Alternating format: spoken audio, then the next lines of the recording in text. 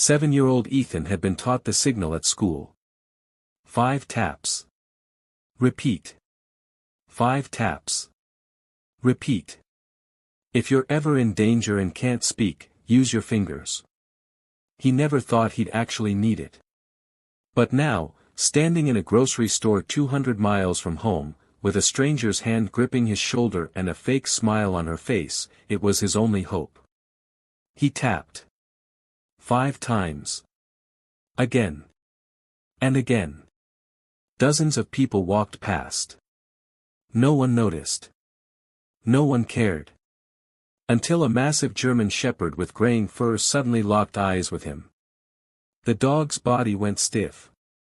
His growl echoed through the aisle. And Ethan knew, someone finally understood. What this retired police dog did next didn't just save one boy. It exposed a trafficking ring that had stolen 12 children across 4 states. And it all started with 5 silent taps. Before we start, make sure to hit like and subscribe. And really, I'm curious, where are you watching from? Drop your country name in the comments. I love seeing how far our stories travel. The fluorescent lights of Savimart Grocery hummed softly overhead, casting their sterile glow across aisles of neatly stacked products. It was 9:47 on a Tuesday morning, the kind of hour when the store was pleasantly empty, just a handful of early shoppers pushing carts with quiet determination. Tom Harrison adjusted his worn baseball cap as he grabbed a shopping basket near the entrance. At 68 years old, his Tuesday grocery runs had become as routine as breathing. Eggs, bread, coffee, the occasional treat for Max, same store, same time, same predictable peace. Beside him, padding slowly across the linoleum floor, was Max, a 9-year-old German shepherd whose black and tan coat had begun to silver around the muzzle. The dog wore no vest, no badge, nothing to indicate the extraordinary life he'd once lived. To the cashiers and stock boys, he was just another well-behaved pet accompanying his owner. But Tom knew better. Max had been his partner for 8 years on the K-9 unit. Together, they tracked fugitives through midnight forests, found missing children buried under rubble, and detected explosives that would have killed dozens. Max had been the best, sharp, fearless, and utterly devoted. Then came the injury. A warehouse raid gone wrong. Max had taken a blow to his hind leg, protecting Tom from a collapsing beam. The surgeries saved the leg, but ended his career. The department called it an honorable retirement. Tom called it heartbreaking. So they'd retired together. Tom left the force 6 months later. They'd been inseparable ever since. "Come on, boy," Tom murmured, patting his thigh gently. "Let's make this quick." Max's tail gave a single lazy wag as they moved toward the dairy section. His limp was barely noticeable now, just a slight hesitation in his stride that only someone who knew him well would catch. The store smelled like fresh bread and floor cleaner. Somewhere in the distance, a child laughed. A stock clerk restocked shelves, headphones in, nodding to a beat no one else could hear. Everything was normal. Everything was safe. Until it wasn't. Tom paused near the yogurt section, reading labels with the careful attention of someone who'd been told to watch his cholesterol. Max sat patiently beside him, his amber eyes scanning the store with the casual vigilance that never quite left him. An elderly woman shuffled past, her cart squeaking. She smiled at Max. "Beautiful dog," she said warmly. "Thank you," Tom replied, his voice carrying the quiet pride of a man who'd spent years working alongside the best. The woman moved on. Tom reached for a container of Greek yogurt when he noticed Max's ear twitch, a subtle movement most people would miss. But Tom had spent years reading every signal, every shift in the dog's body language. Something had changed. Tom straightened slowly, his hand hovering over the yogurt. Max's head had turned slightly, his nose lifting as he processed scents carried on the recycled air of the grocery store. "What is it, buddy?" Tom whispered. The dog's tail had gone still. Not stiff with alarm, not yet, but motionless in a way that meant his full attention had been captured by something. Tom followed his gaze toward the front of the store, where a young mother was wrestling a toddler into a shopping cart seat. Normal. Beyond her, an employee was arranging a display of canned soup. Normal. Further down, near the produce section, Tom's eyes landed on them. A woman in a gray hoodie and jeans, pushing a cart with methodical precision. Beside her walked a small boy, maybe 6 or 7, with light brown hair and a blue jacket that looked slightly too big for his frame. There was nothing overtly suspicious about them. The woman's movements were calm, practiced. The boy walked quietly at her side, his small hand resting against her hip. But something in Max's posture had shifted. Tom was reaching for a carton of eggs when Max stopped walking. The change was instant. 1 second, the dog was calmly following. The next, his entire body had gone rigid, ears pricked forward, tail stiff as iron, nostrils flaring. Tom froze, hand still hovering over the eggs. He knew that posture. He'd seen it 1,000 times. Max was alerting. "Easy, boy," Tom said quietly, scanning the area. "What is it?" The dog didn't respond. His amber eyes were locked on something, or someone, down aisle 7. Tom followed his gaze. At first, he saw nothing unusual. Just the woman in the gray hoodie and the boy, now standing near the cereal section. She was reading the back of a box, her expression neutral. The boy stood perfectly still beside her, his face tilted slightly downward. They looked ordinary. A mother and son doing their shopping. But Max's growl told a different story. The sound rumbled low in his chest, vibrating through the quiet store like a warning bell. It wasn't loud, but it was unmistakable. People nearby turned their heads, curious and uneasy. "Max," Tom whispered sharply. "Heel." The dog didn't move. Tom's pulse quickened. In all their years together, Max had never disobeyed a direct command. Not once. He took a step closer, keeping his voice calm. "What do you see, buddy?" Max's gaze didn't waver. His breathing had changed, faster, shallower, controlled. Every muscle in his body coiled with tension. And then Tom saw it. The boy's hand. It was resting against the woman's back, just above her hip. At first glance, it looked like he was holding on for balance. But Tom's trained eye caught the pattern. 5 taps. Pause. 5 taps.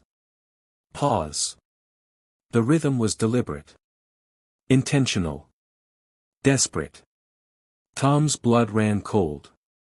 He knew that signal. Every officer did. It had been taught in schools across the country after a viral campaign, a silent SOS for children in danger. A way to call for help when speaking wasn't safe. 5 taps. "I need help." Tom's eyes locked on the boy's face. He was pale, his eyes wide and glassy. He wasn't crying. He wasn't screaming. But his trembling fingers told the story his voice couldn't. Tom glanced at the woman. She was smiling faintly, humming under her breath as she examined a box of cereal. Calm. Composed. Completely in control.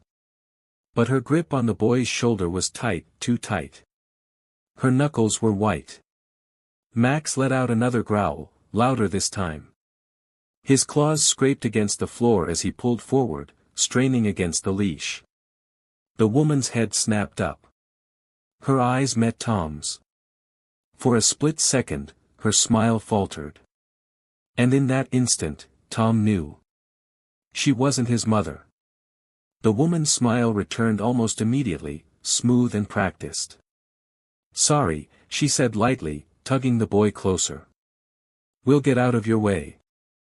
She turned to leave, pulling the cart with her. But Max lunged. The leash jerked hard in Tom's hand as the German shepherd barked, sharp, commanding, explosive. The sound echoed off the walls, freezing everyone in place. Shoppers gasped. A woman near the bread aisle jumped back, clutching her chest.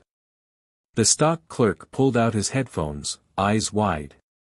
"Ma'am, stop," Tom said firmly, his voice carrying the authority of 3 decades on the force. The woman hesitated, her hand tightening on the boy's shoulder. "Excuse me. I need to ask you a few questions." Her expression shifted, just slightly.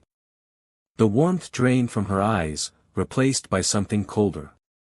"I don't think so," she said quietly. "Come on, sweetie. Let's go." She turned again, faster this time. Max barked again, louder, more desperate. His entire body trembled with urgency. The sound wasn't aggression, it was warning. It was protection. It was the bark of a dog who had spent years saving lives and recognized danger when he saw it. Tom didn't think. He moved. "Security," he shouted, his voice booming across the store. "I need security to aisle 7, now." The woman froze. Her jaw clenched. For a moment, Tom thought she might bolt. But then the boy did something that changed everything. He looked at Tom. Really looked at him. And in a voice so quiet it was almost a whisper, he said, "Please help me." The 3 words hung in the air like a confession. Tom's heart slammed against his ribs. The boy's eyes were filled with a terror so raw, so desperate, it made Tom's stomach turn. The woman's face drained of color. "Ethan, don't." "I'm not Ethan to you," the boy whispered, his voice cracking. "You're not my mom." The admission shattered whatever facade she'd been holding. Her grip on his shoulder tightened painfully, and the boy winced. "Let him go," Tom said, his voice low and dangerous. "You don't understand," the woman hissed. "You're making a mistake." "The only mistake," Tom replied, stepping closer, "is thinking I'm going to let you walk out of here." Max growled again, his body coiled like a spring. His eyes never left the woman, tracking every movement, every shift in her posture. Other shoppers had stopped now, phones out, filming. An elderly man near the checkout was speaking urgently into his cell phone, 911, Tom hoped. The woman's eyes darted around wildly, searching for an escape route. But Max had positioned himself perfectly, blocking the path to the exit. Years of training hadn't left him. His instincts were as sharp as ever. "Ma'am," Tom said, his tone softening slightly. "Whatever you're involved in, whatever brought you here, it's over. Let the boy go. Make this easier on yourself." For a moment, something flickered in her eyes. Not remorse, exactly, but resignation. The look of someone who knew the game was up. Then her hand shot into her pocket. Tom's training kicked in instantly. "Hands where I can see them." She pulled out, not a weapon, but a phone. Her fingers flew across the screen, typing frantically. Max barked, lunging forward. Tom grabbed his collar just in time. "Drop it," Tom commanded. She looked at him, her expression cold. "You have no idea what you've just done." Before Tom could respond, the phone slipped from her fingers, clattering to the floor. And then she ran. The store erupted into chaos. The woman bolted toward the back of the store, abandoning the cart and the boy. Shoppers screamed, scattering out of her path. A display of soup cans toppled, crashing across the aisle. Tom's first instinct was to chase her. But he couldn't. Not with the boy standing there, trembling and terrified. Max had no such hesitation. The German shepherd took off like a missile, his limp forgotten, adrenaline overriding pain. His claws scraped against the linoleum as he closed the distance with terrifying speed. "Max!" Tom shouted. "Hold!" But the dog didn't stop. He'd switched into pursuit mode, the mode that had made him legendary on the force. The woman reached the storage room door, yanking it open. But before she could slip through, Max was there. He didn't bite. He didn't attack. He simply planted himself in the doorway, teeth bared, a low growl rumbling from his chest. She skidded to a halt, trapped.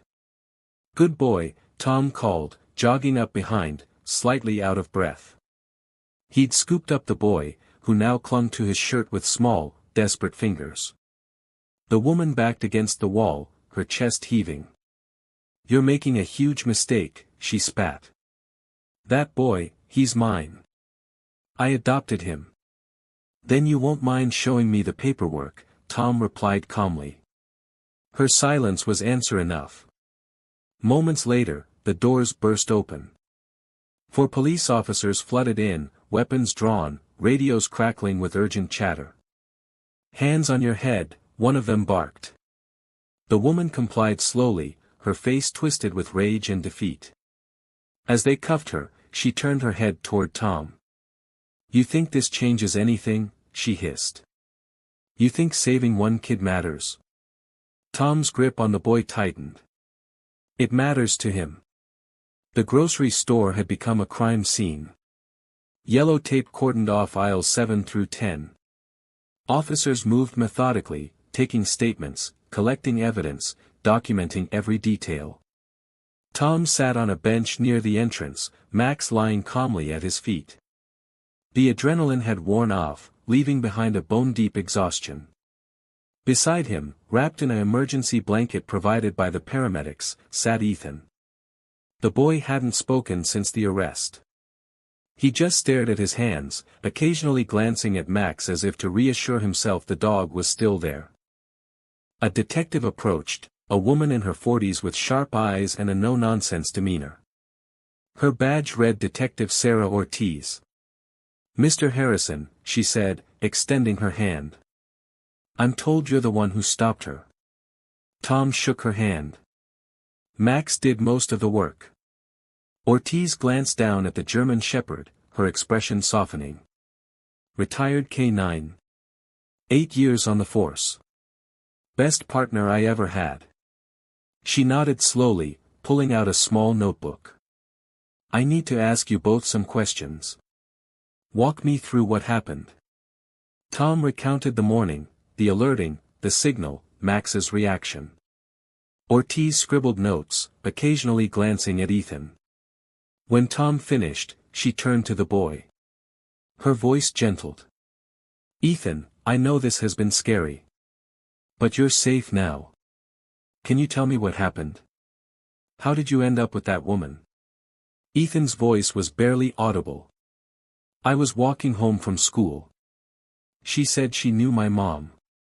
Said my mom sent her to pick me up because there was an emergency.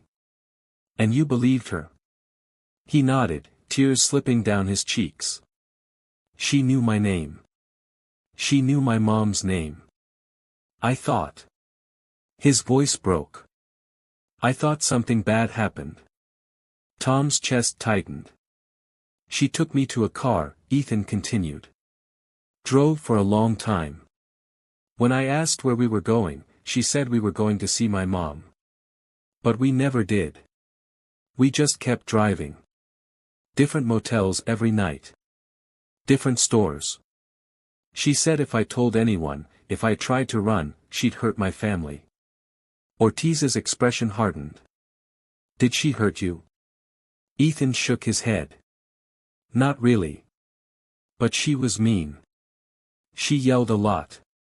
And she said I had to call her mom when people were around." "That's when you used the signal," Ortiz said gently. "My teacher taught us," Ethan whispered. "She said if we're ever in trouble and can't talk, we tap 5 times.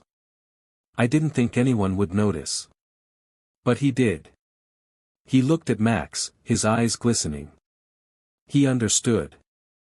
Max's tail thumped softly against the floor. Ortiz closed her notebook, her jaw tight. "You're a very brave kid, Ethan." She turned to Tom. "We ran her prints. Her real name is Lauren Voss. She's been on our radar for months, part of a child trafficking network operating across 4 states. Tom's stomach turned. Trafficking. We've recovered surveillance footage from gas stations, rest stops, motels. She's been moving kids for over 2 years. Different names, different cover stories. Always a concerned aunt or family friend. And she's good, she knows how to blend in, how to avoid suspicion. How many kids? Tom asked, his voice hoarse. Ortiz hesitated. At least 12 that we know of. Ethan's the first one we've gotten back. The words hit like a punch.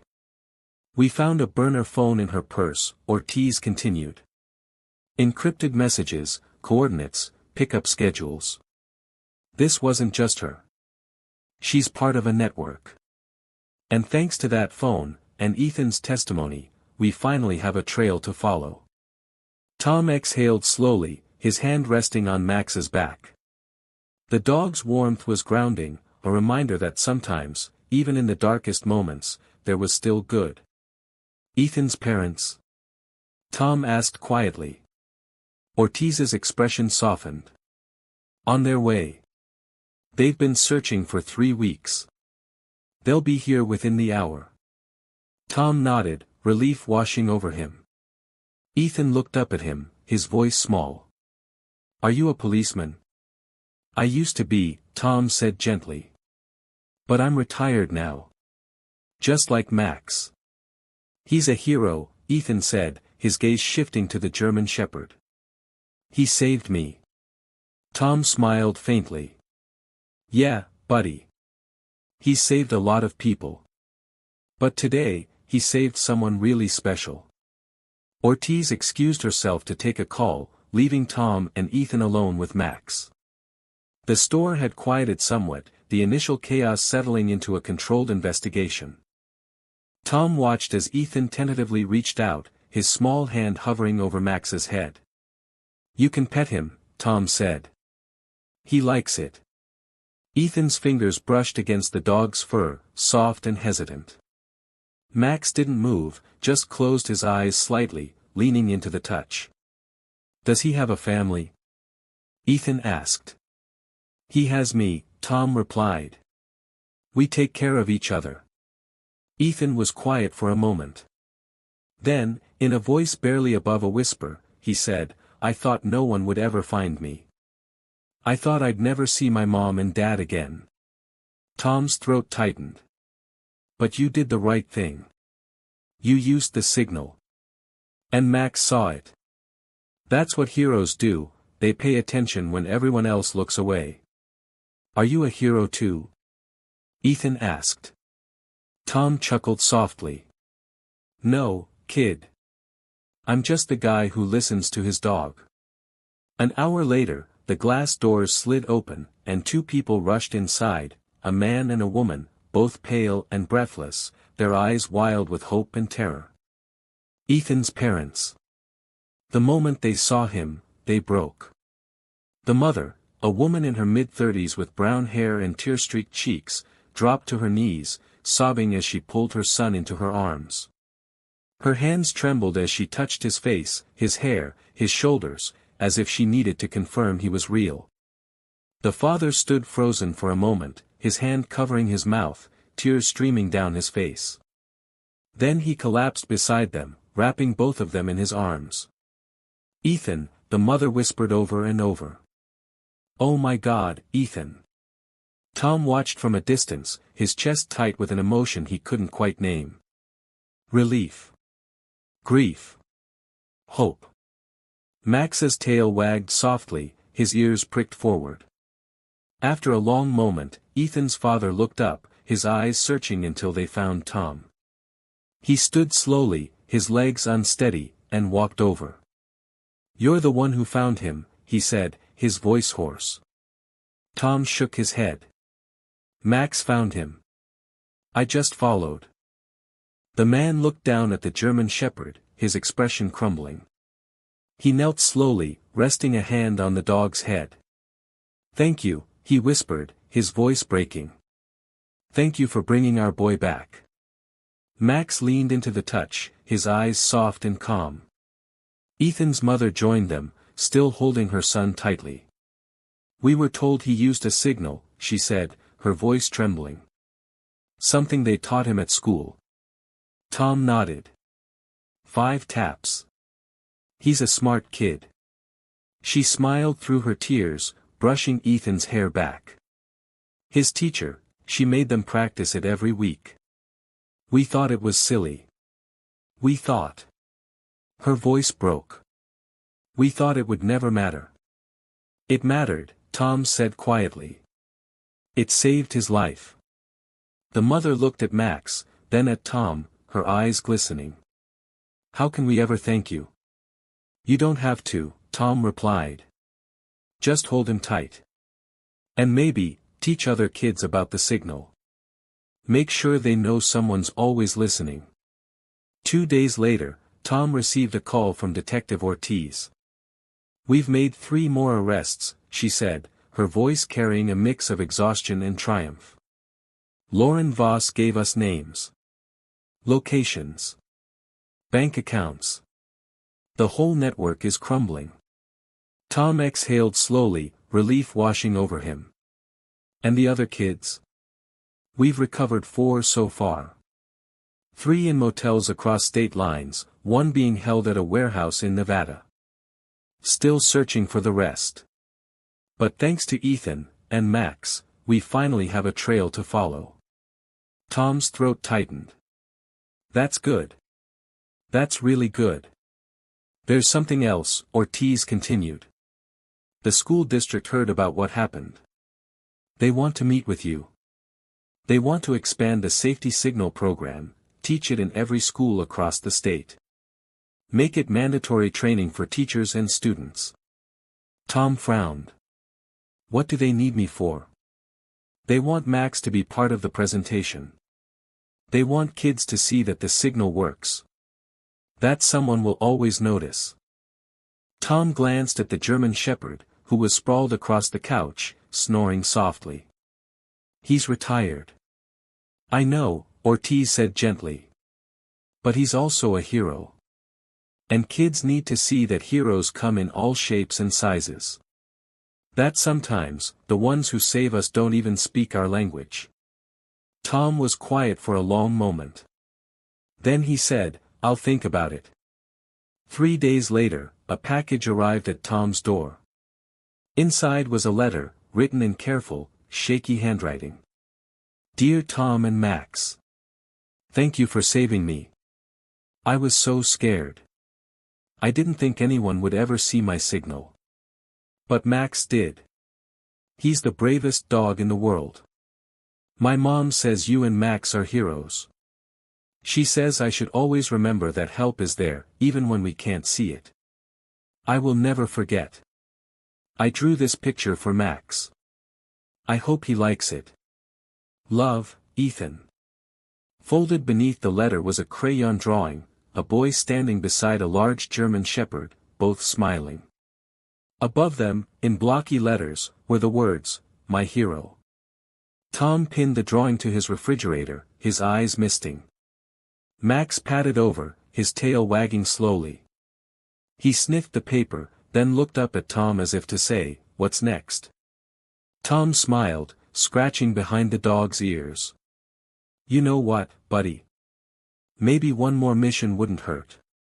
A week later, Tom stood in the gymnasium of Lincoln Elementary School, Max sitting calmly at his side. Rows of children sat cross-legged on the floor, their eyes wide with curiosity and wonder. The principal stepped forward, her voice warm. Today, we have a very special guest. This is Max. He's a retired police dog who recently helped save a little boy's life. The kids erupted into whispers, their excitement palpable. Tom knelt beside Max, his hand resting on the dog's back. Max spent 8 years finding people who were lost, he said. He's very good at noticing things that people miss. Things that seem small but are actually very important. A little girl raised her hand. How did he know the boy needed help? Tom smiled. Because the boy used the signal you've all been learning. 5 taps. And Max recognized it. He understood that someone was in danger, and he did everything he could to help. Another hand shot up, a boy in the front row. Can all dogs do that? Not all, Tom admitted. But Max is special. He spent years training to protect people. And even though he's retired now, he still remembers. He still listens. He still cares. A third hand. What if we're scared and no one's around? Tom's expression grew serious. That's why the signal is so important. If you're ever in danger and you can't speak, if someone tells you to stay quiet, or if you're too afraid, you use the signal. Tap 5 times. Someone will notice. It might be a teacher, a police officer, or even a dog like Max. But someone will see. Someone will help. The room fell silent, the weight of his words sinking in. The principal stepped forward again. We're going to practice the signal now. Everyone, hold up your hand. Hundreds of small hands rose into the air. Now, she continued, tap 5 times. Slowly. Clearly. The sound filled the gymnasium, a soft, rhythmic tapping that echoed like a heartbeat. Tom watched, his chest tight. These children were learning more than a signal. They were learning that their voices mattered. That even in silence, they could be heard. As the assembly ended and the kids filed out, many of them stopped to pet Max.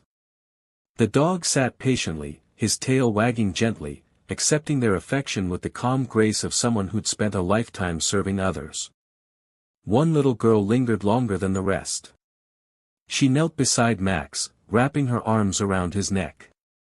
"Thank you for saving that boy," she whispered. Max's tail thumped softly. Tom's throat tightened. He says you're welcome. Months passed. The trafficking network was dismantled piece by piece. Lauren Voss was sentenced to 40 years in federal prison. Her accomplices received similar fates.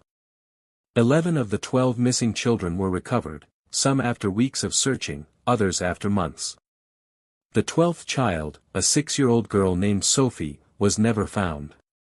Tom thought about her often.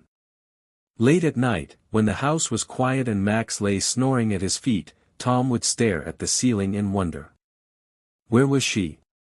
Was she safe? Was someone still looking? He knew the answer.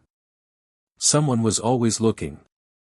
But it didn't make the weight any easier to carry. Ethan's family sent regular updates. Photos of birthday parties, school plays, family vacations. Each one a reminder that sometimes, against all odds, the good guys win. In one photo, Ethan stood holding a certificate from his school, Student of the Month. The note on the back read, "He's doing so well. He talks about Max all the time. Says he wants to be a police officer when he grows up. Thank you for giving us the chance to watch him grow." Tom pinned it next to the crayon drawing, his collection of hope growing with each passing week. One evening, as autumn began to paint the trees in shades of gold and crimson, Tom and Max sat on the porch, watching the sun dip below the horizon. Max's muzzle was almost entirely gray now. His movements slower, his naps longer. But his eyes, those sharp, intelligent eyes, still carried the spark of a protector. Tom reached down, scratching behind the dog's ears. "You know," he said quietly, "most people think heroes wear badges. But I've always known better." Max's tail wagged once, slow and content. "You didn't just save that boy, buddy. You reminded all of us what it means to pay attention. To listen. To care. You showed a whole generation of kids that someone is always watching. That they're never truly alone." The dog leaned against him, warm and steady. Tom's voice dropped to a whisper. "I don't know how much time we have left together. But I want you to know, every single day with you has been a gift.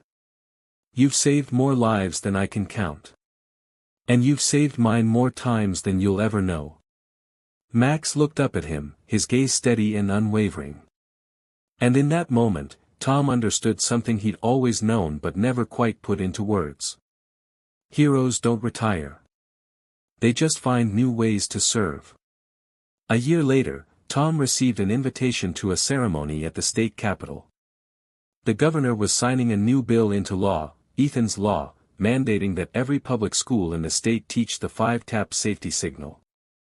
Tom stood in the crowd, Max at his side, as Ethan and his parents were called to the stage. The boy, now 8 years old and smiling brightly, spoke into the microphone.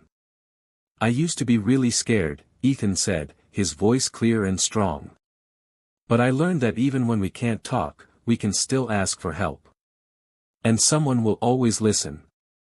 A teacher. A police officer. Or maybe even a dog. He looked down at Max, who sat calmly in the front row, his tail thumping softly. Max saved my life, Ethan continued. But he did more than that. He taught me that heroes don't always look like we expect.